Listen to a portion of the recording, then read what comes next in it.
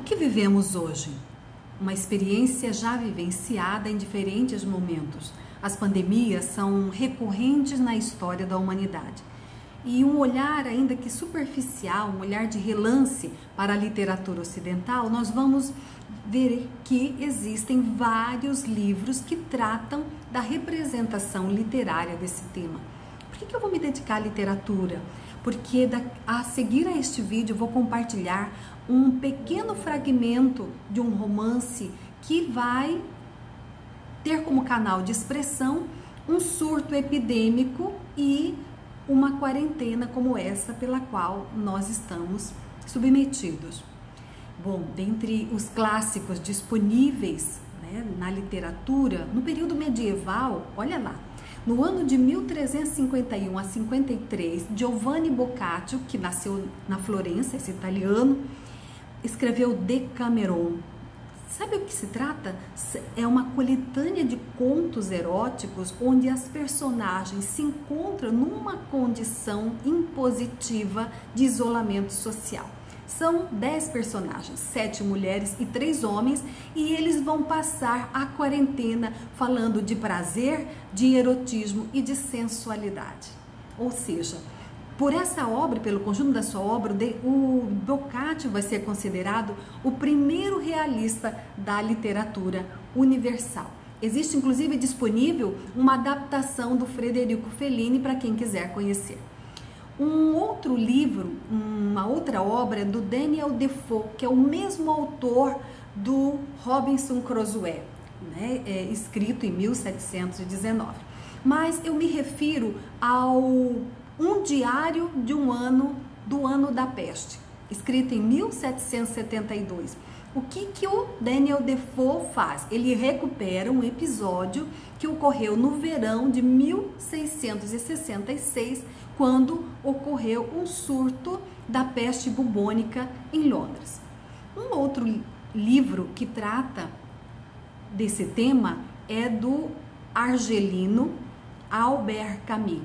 Ele foi Nobel de Literatura de 1957 e escreveu A Peste em 1947. Ele trata também da peste bubônica e faz assim uma relação com as consequências da Segunda Guerra Mundial. Um outro romance é do José Saramago, que também recebeu o Nobel em 1998. Ele escreve Ensaio sobre Cegueira em 1995.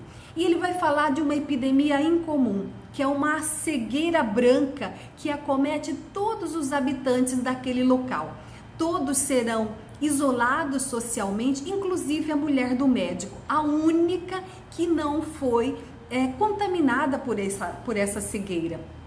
Existe uma metáfora nesse romance, ou seja, as consequências catastróficas para uma população que não desenvolve o seu senso crítico. Existe ainda um romance de uma australiana, Geraldine Bronx. Ela escreveu e lançou no ano de 2010 Um Ano de Milagres. É um romance histórico.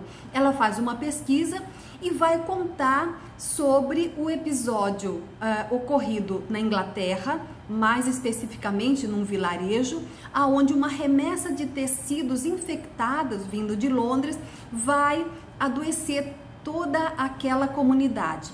E é contada da perspectiva de uma arrumadeira chamada Anne Frith, que vai fazer todo esforço, com todo exercício de solidariedade para a cura das pessoas no seu entorno. Agora, finalmente, para chegar aqui na América Latina, na Colômbia, com Gabriel Garcia Marques. Gabriel Garcia Marques tem o famoso 100 Anos de Solidão, mas é no romance Amor nos Tempos do Cólera, de 1985, que ele tem como pano de fundo um surto epidêmico. Então a novela se passa em Cartagena, na Colômbia, no final do século XIX e narra um triângulo amoroso entre Florentino, Fermina e Juvenal.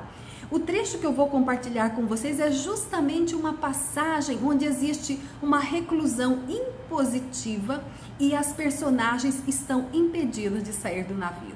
Bom, a linha comum desses romances são esses surtos epidêmicos. a intervenção impositiva do poder e a posterior retomada da realidade na medida em que todos adquirem resistência e imunidade. Bom, eu finalizo com um fragmento deste livro que eu lancei, foi organizado juntamente com um orientando meu, doutorando Dagoberto, e tem um texto do professor Paulo Franchetti da Unicamp que ele intitula-se Literatura para quê? E tem um fragmento dele que é espetacular.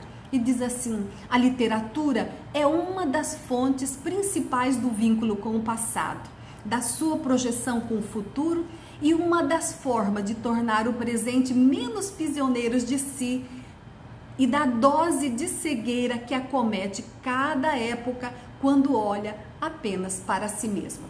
Boa reflexão, boas leituras!